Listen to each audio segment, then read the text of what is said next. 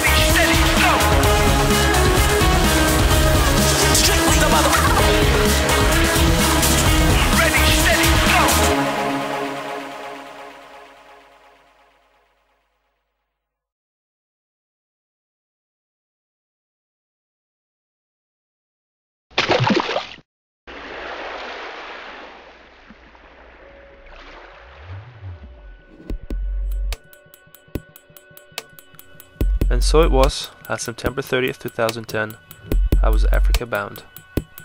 And here's what the cheapest airfare from New York to Cape Town, South Africa looks like.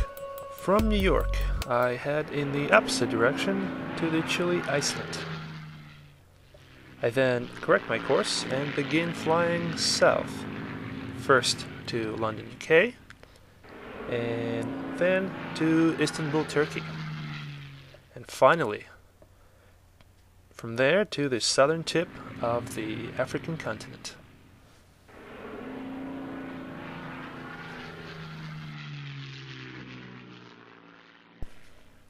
And since I'm already flying over Iceland, then why not take a few days to explore it?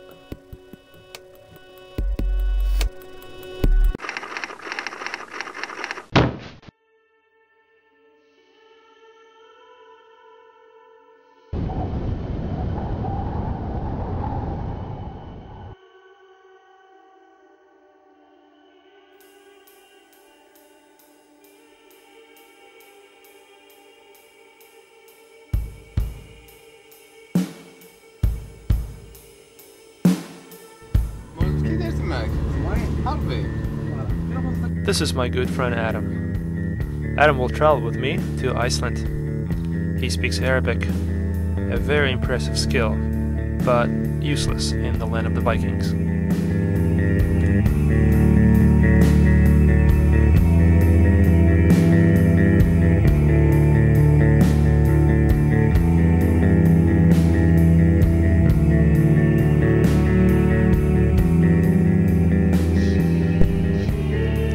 Something about Iceland, something about its erupting volcanoes, its harsh climate, and its utter remoteness that tempts an adventurer. We were psyched.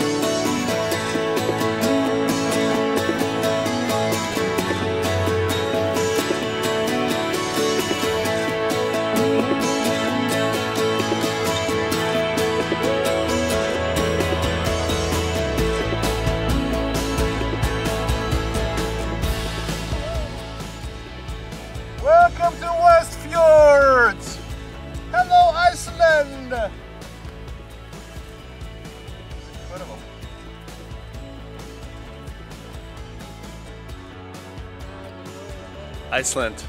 Day 1. In the middle of nowhere on the way to West Fjords. 3 o'clock in the afternoon. Drove 5 hours. Need to drive another 7 hours. That was a joke. No need to drive 7 hours. The drive will be around 3 hours. In that direction. Long way from here. In this car. It's good. It's a lot of fun.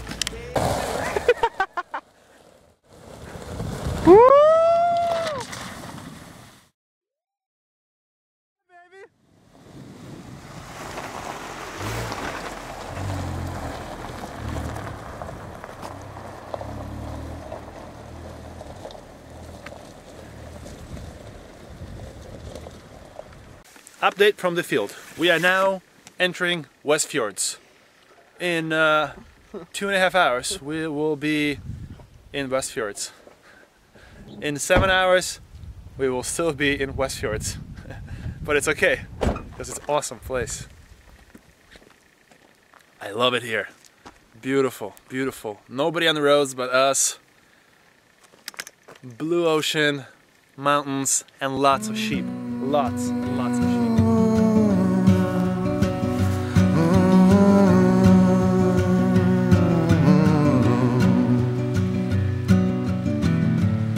It's a mystery to me. We have agreed with which we have agreed.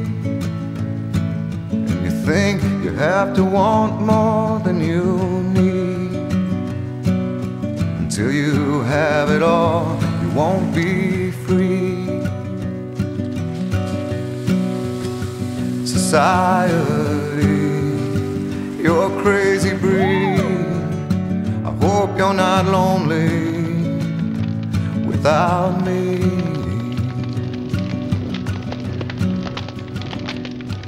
You want more than you have. You gotta give us a recap of today's day, for posterity's sake. How did it all start? How long have we been driving today? How long have we been? 7, 8 hours? So we got on the road at 7:30. Yeah. We had a little traffic. A little traffic in Reykjavik. Got stuck a little in the highway. For breakfast at about 10. Yeah. 10:30. Yeah. We stopped for a nap about 12. Yeah. Oh, that was a great nap. That was a good Just nap. pulled off the road and 6 hours with an hour stop. So it's a good 9 hours on the road. Society, crazy indeed. not too bad for a first day in Iceland, huh? Not too bad for a first day in Iceland. That's you guys from Northeast USA. That's right. All right, that's a wrap. See what happens tomorrow. Tomorrow it is.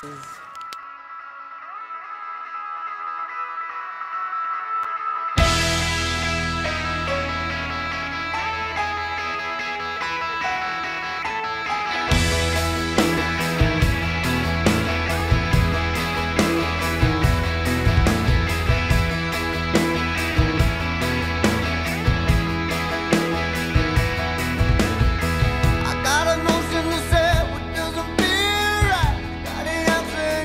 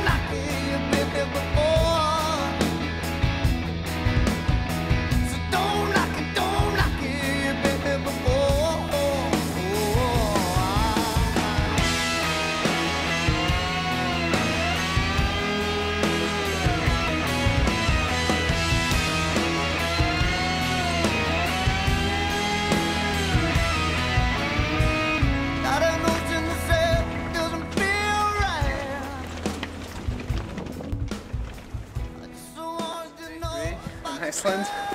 It's quite an adventure ride so far. We are at an abandoned old Viking house, and we actually were just a bit hungry, so we thought, Hey, what's a better place to have lunch? a better place to have lunch in the middle of all this. All this.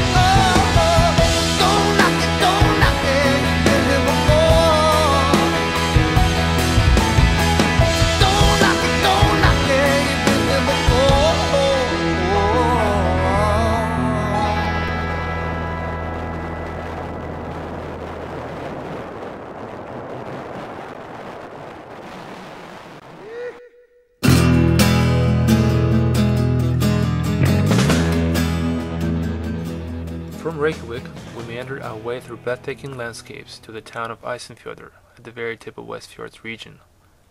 It is a mere 200 miles from here to the Arctic Circle. We then zigzagged our way through fjords and rough mountainous roads back to the base of Westfjords, and from there back to the city, full of adrenaline but already nostalgic for the solitude of this beautiful land.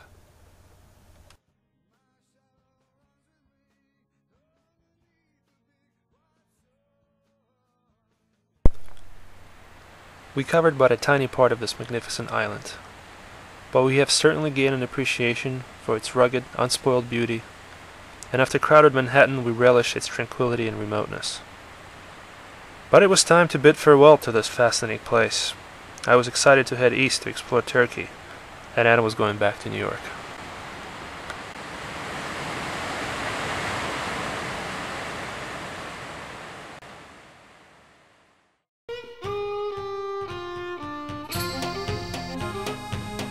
After a quick pit stop in London, I'm headed for Istanbul, Turkey, which back in its glorious days, when it was known as Constantinople, was the capital of Roman, Byzantine and Ottoman empires. This city has seen it all. Istanbul was Constantinople, now it's Istanbul, not Constantinople, been a long time gone. Constantinople, now it's Turkish delight on a moonlit night. Every gal in Constantinople lives in Istanbul, not Constantinople, so if you've a date in Constantinople, she'll be waiting in Istanbul. Even old New York was once New Amsterdam. Why they changed it, I can't say. People just liked it better that way. So take me back to Constantinople. No, you can't go back to Constantinople. Been a long time gone. Constantinople, why did Constantinople? Istanbul. I can see myself living here one day. Politics aside, it's a perfect blend of history and modernity. It's vibrant, young, bold and beautiful. Its streets are lined with exquisite Ottoman mosques, fantastic museums and hip galleries. And its alleys hide old-school taverns and quiet tea gardens. The most amazing thing is that half the city is located in Asia, whereas another half, connected by the Bosphorus Bridge, lies in Europe. And icing on the cake is that Mediterranean coast is just a few miles away. So, naturally, we head down to the coast.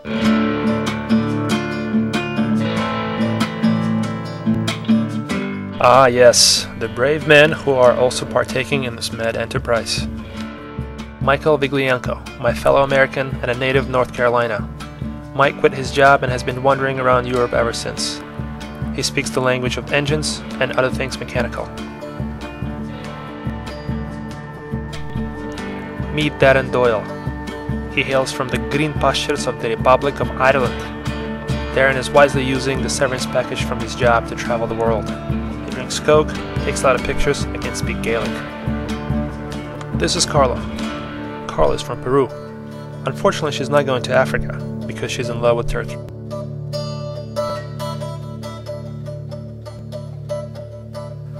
Over the next several months, this companionship will be tested over and over again. The trials and tribulations of traveling as a team are many, but there's something about sharing these novel experiences with another human being.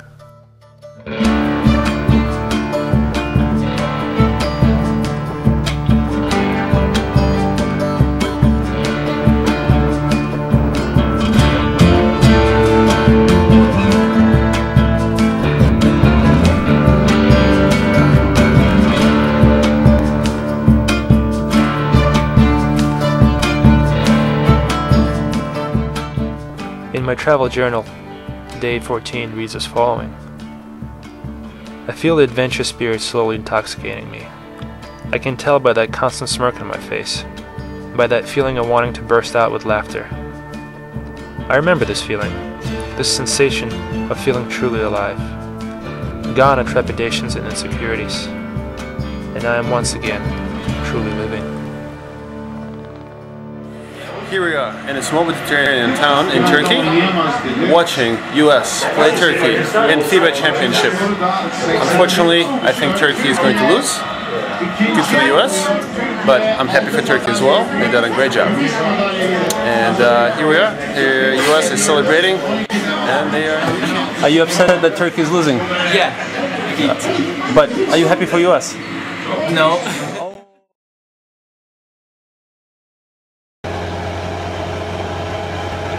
We were staying for a few days in the town of Oludenis, which lately has reinvented itself, for better or worse, as the adrenaline mecca of Turkey. Naturally, I couldn't resist the opportunity to try something new. Beautiful day, and I decided to jump off the mountain. Yes. Are you ready? Do I put my hand here? No. Wrong position. Wrong position. Do I Are you nervous? no. Run. Wow!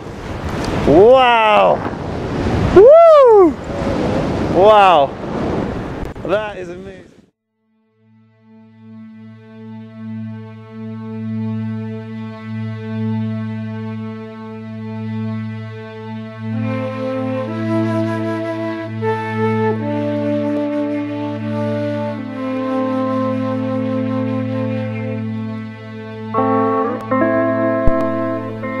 It's hard to describe the feeling of gliding through the air.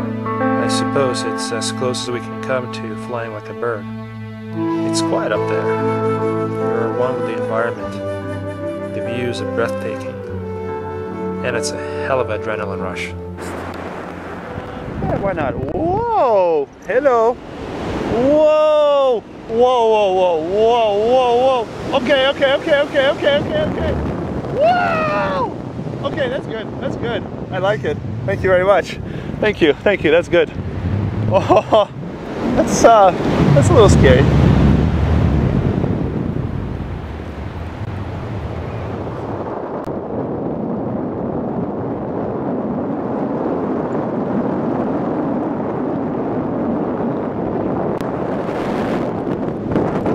Beautiful sea, and it's a good time to be alive. I'm so happy I did this. This is wonderful. I just hope I don't drop this camera. You never see it. And this is where we land. This is so exhilarating.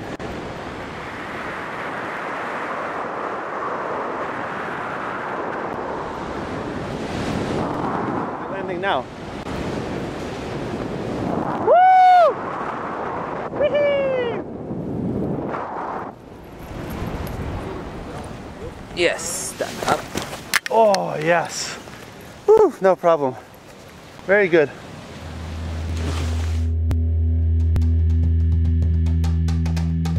From the sandy shores and turquoise waters of the Mediterranean, we take a 14-hour overnight bus to the heart of the country, to the region called Cappadocia. The topography here is a surreal moonscape. It looks like something out of a fairy tale. The ever-crafty Mother Nature, with wind and rain, sculpted this landscape of lava rock into sinuous valleys, with curvy cliff faces and pointy rock formations, also called as fairy chimneys around here. Centuries ago, people discovered this soft rock and chiseled their dwellings and their places of worship into these cliffs. It's a truly awe-inspiring place.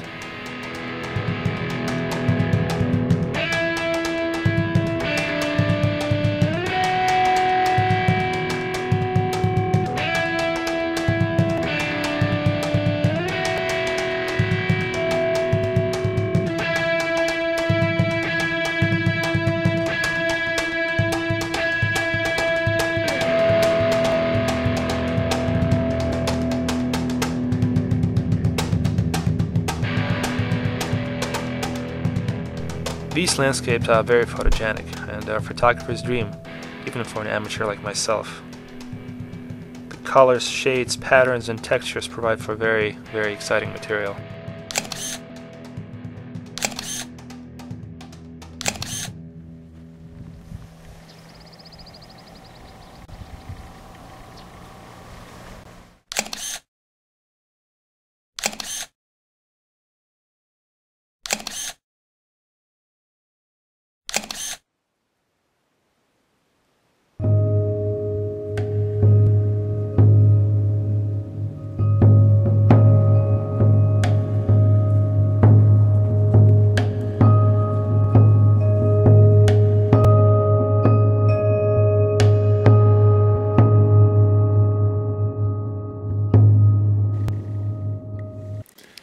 Here I am in a beautiful valley called Red Valley in Cappadocia, doing a little mountain biking.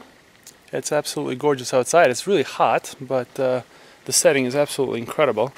Gorgeous, gorgeous mountains, and erosion has done wonders to this place. I've got about maybe around 5 kilometers to go, so gotta get back on the road. See ya.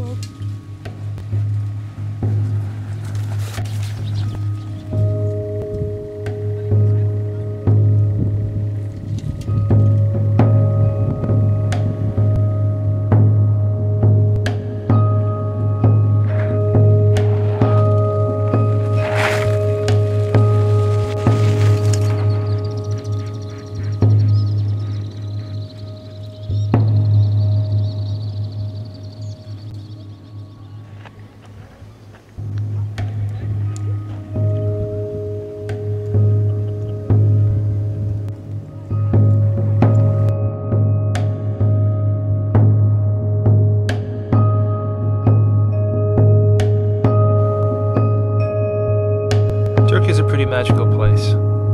I met a few travelers that came here for a few weeks, and a few years later they're still here.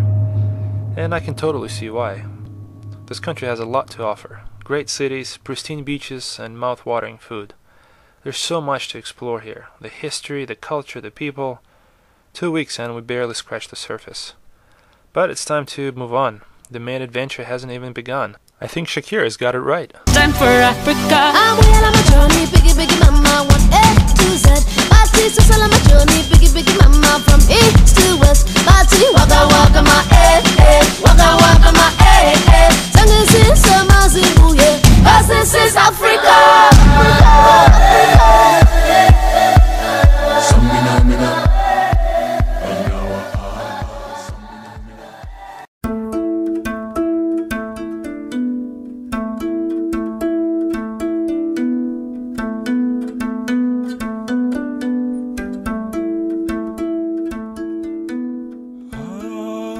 The rough idea for this expedition was to begin in Cape Town, drive along the South African coast, pop into Lesotho in Swaziland, then cross into Mozambique, drive the entire length of the country while frolicking in the Indian Ocean, then on to Tanzania, chill out at Zanzibar, hike Kilimanjaro, then cross into Kenya somewhere by Lake Victoria, then a bit further north to Ethiopia, do a big circle, and then start heading south, but this time through the interior of the continent.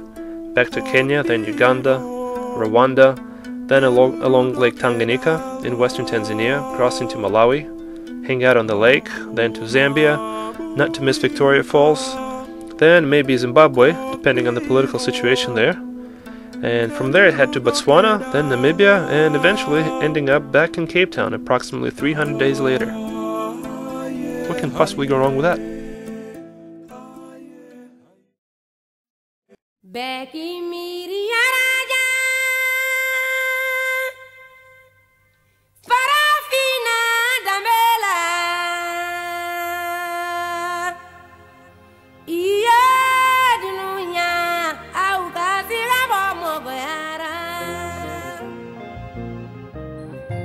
Cape Town, city sandwich between Atlantic Ocean and a mountain, which makes for a pretty delicious sandwich.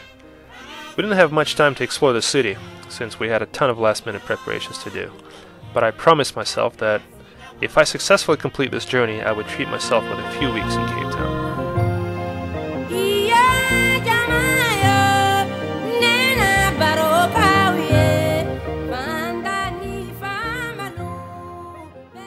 Meet Barbie, a 1999 Toyota Land Cruiser, a veteran of African roads.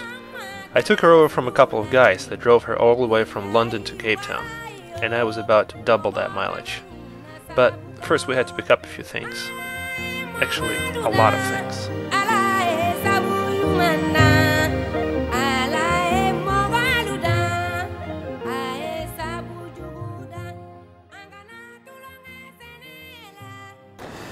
We got a snorkel. Day one. Day one of the big adventure. Day one, technically. From South We've actually Africa. been traveling for a month. Yeah, we're finally driving to Ethiopia. Then turning around and coming back. But we finally got all our gear. Not all, most of it. And we've made it to our first mini destination. It's quite a beautiful day here, as you can see.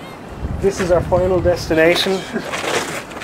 In about 3 hours' time, we hope to be over there. Unfortunately, we've got to take the long way around because we're in a 4x4, you might remember.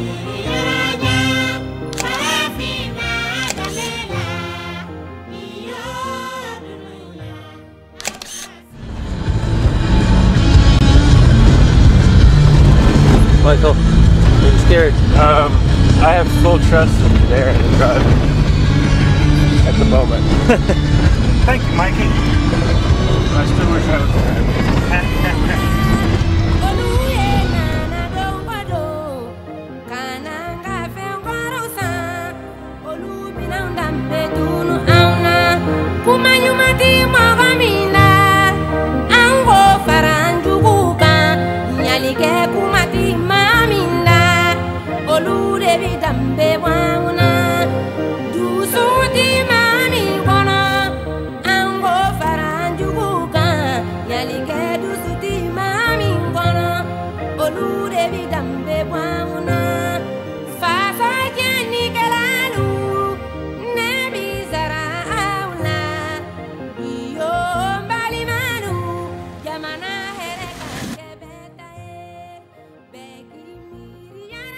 After about 2 weeks on the road, we decided to unwind a bit at a place called Coffee Bay, in one of South Africa's more remote areas, known as the Wild Coast.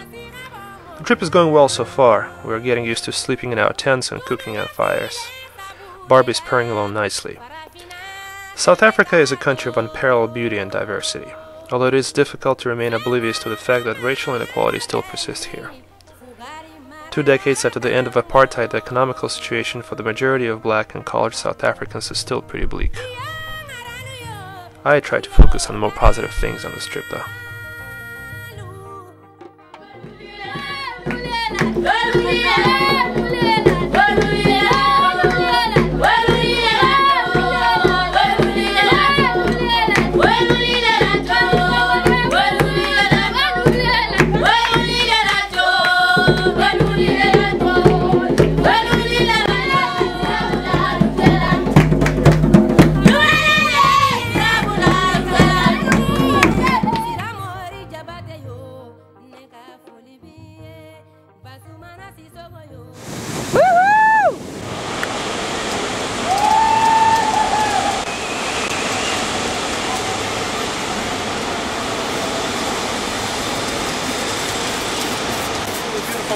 We're on our way to Lesotho. We should be there tomorrow.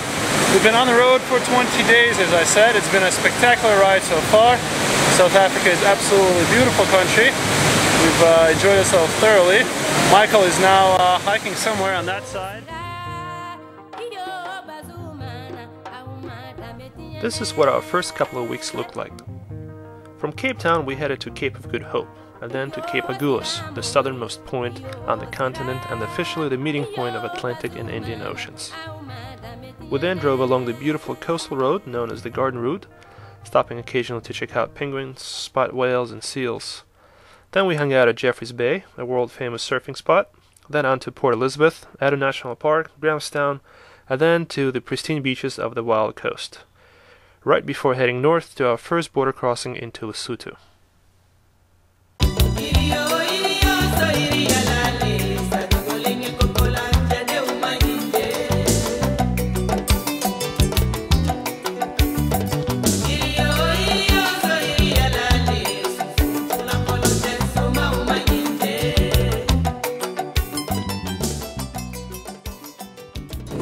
Here we are, Africa overlanding, day 21, Lesotho, the mountains, Kingdom of Lesotho. And it is mountains indeed. We're now at over 2,500 feet. I'm sorry, 2,500 meters.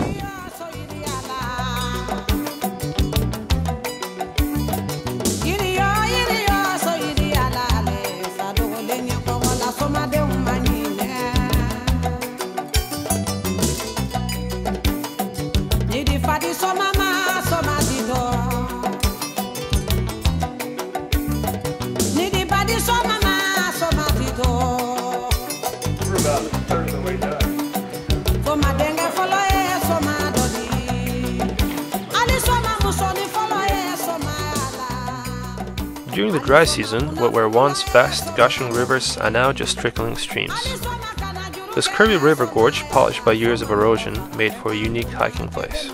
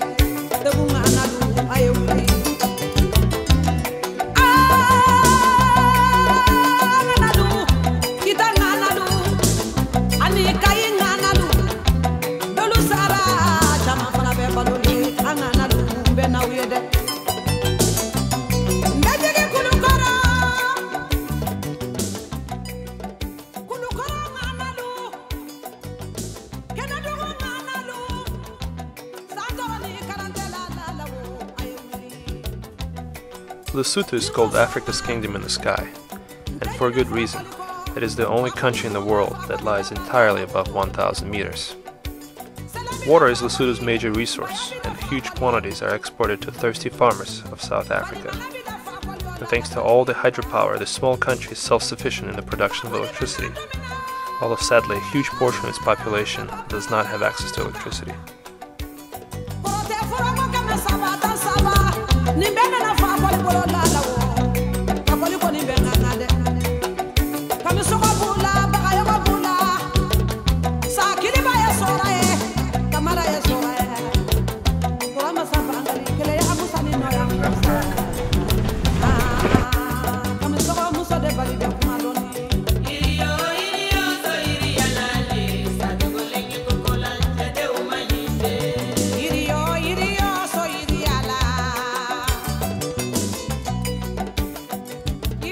After successfully crossing our first border, we enter Lesotho with 2,000 miles on the clock and 3 weeks of driving. We circled this small but extremely mountainous country in just a few days' time and exited through the rugged Sunny Pass. After spending a few days hiking around the Drakensberg region of South Africa, we push on first to Swaziland, then back to South Africa for our first serious safari in Kruger National Park before crossing into Mozambique. Africa overlanding, day 25. We are now in Drakensberg region of South Africa. Right, just over a little quick evening hike to see the sunset. It was beautiful. And now I'm about to head down again.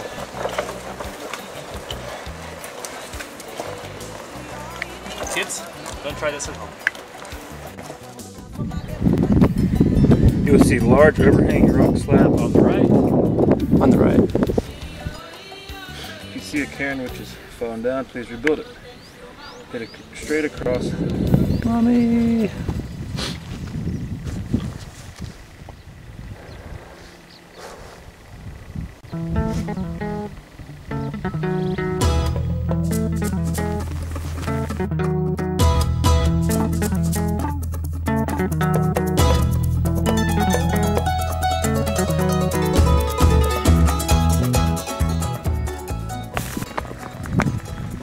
Overlanding Africa on a horse. Where are you, Doyle?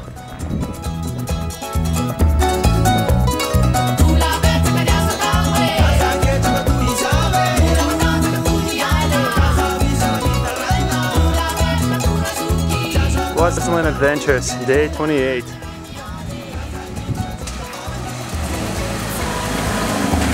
Yeah!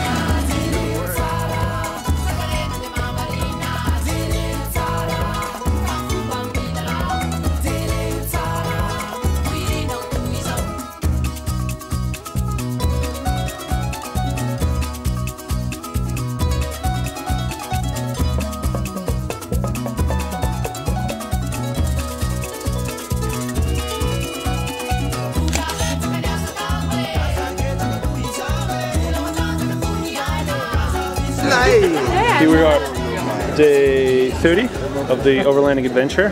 We're in Swaziland at the ceremony of King's 15th wedding. Whoa, let's not do that.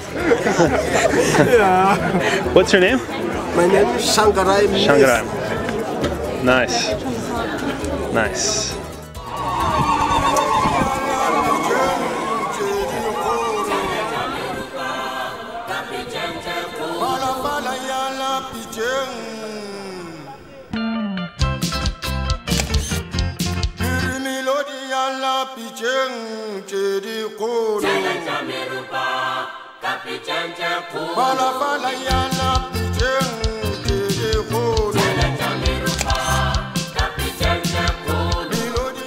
Swaziland remains one of the world's last absolute monarchies, and according to the country's laws and customs, the king holds supreme executive, legislative, and judicial powers. And like any powerful monarch, he has many wives. His Royal Highness has had one wedding a year for the past 13 years.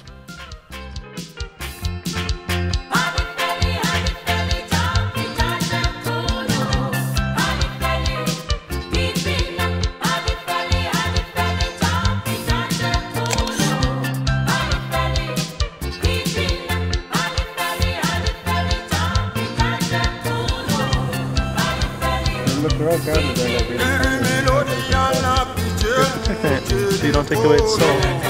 Buddy. The word safari actually means a long journey in Swahili language. But today this word instantly stirs up images of African wildlife. Our first safari experience was in Kruger National Park, which was a great introduction to the amazing diversity of animals on this continent. In just 3 days we had close encounters with countless elephants, giraffes, rhinos, buffaloes, zebras, impalas. We saw a pride of lions chilling in the shade and a leopard with a fresh kill. It was exhilarating.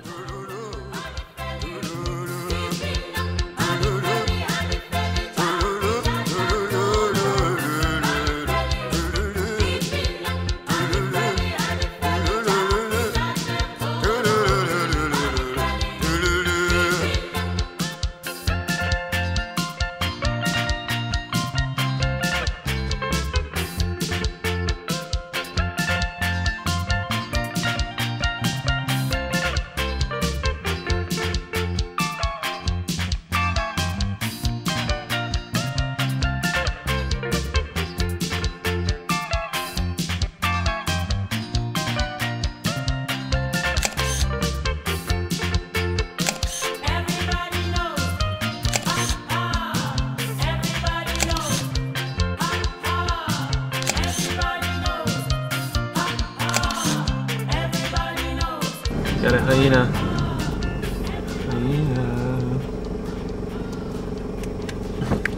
Wow, that is a mean looking animal.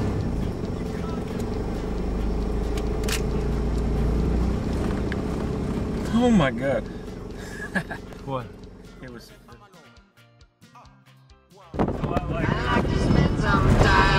Mozambique! It's so lush and green in Mozambique.